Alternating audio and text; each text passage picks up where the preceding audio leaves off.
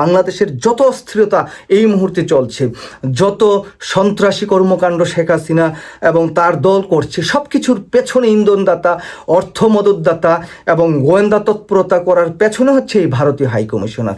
এটা যদি তার তৎপরতা কমানো না যায় এবং ভারতীয় এই হাইকমিশনারে যারা কর্মরত আছেন তাদের বিরুদ্ধে যদি গোয়েন্দা তৎপরতা বাড়ানো না যায়, তাদের কর্মকাণ্ড যদি সীমিত করা না যায়, তাহলে বাংলাদেশটা আসলে কখনো শান্তি ফিরে আসবে না। এখানে জনাব তারেক রহমান 25শে ডিসেম্বর বাংলাদেশে ফিরছেন, তার কি অবস্থা হবে? বাংলাদেশের এই যে ইয়াং জেনারেশন এনসিপির যে নেতাকর্মীরা আছেন তাদের কি অবস্থা হবে? জামাত ইসলামের যে নেতাকর্মীরা আছেন তাদেরকে কি অবস্থা হবে? যারাই তো ভারতের বিরুদ্ধে কথা বলছেন তাদের বিরুদ্ধে বিভিন্নভাবে বিভিন্ন মানে আক্রমণ আসছে।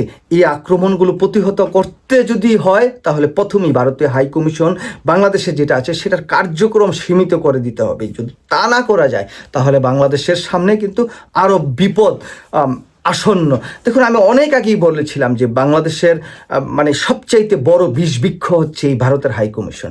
যতদিন এটা বাংলাদেশে থাকবে, এটার কার্যক্রম অবাধে তারা করতে পারবে, ততদিনই বাংলাদেশে নানা রকম সমস্যা, নানা রকম অস্থিরতা এটা চলবেই। সেই জায়গায় বলি যে ভারত বাংলাদেশকে কখনো বাংলাদেশের ন্যায্য আন্দোলন, বাংলাদেশের ন্যায্য একটি কথা, বাংলাদেশের রাজনীতিবিদদের স্বাভাবিক একটি প্রক্রিয়াকে ভারত সন্ত্রাসবাদ, উগ্রবাদ, সন্ত্রাসীবাদ বলে আখ্যা দিয়ে দেন। অথচ আমরা দেখছি যে ভারতের এই উগ্র হিন্দুত্ববাদী যে সরকার, সেটা প্রতিনিয়তই মানে উগ্রতা, সন্ত্রাসীবাদ এবং হিন্দুত্ববাদের যেই দোহাই দিয়ে নানা অপকর্ম করছে। সেই দেশে যারা সংখ্যালঘু আছে, মুসলিম সম্প্রদায়, খ্রিস্টান সম্প্রদায়, অন্যান্য সম্প্রদায়, তাদের উপর কিন্তু নানাভাবে টর্চার করছে, নানা সন্ত্রাসী জঙ্গি তৎপরতা করছে, তাদের হত্যা করছেন।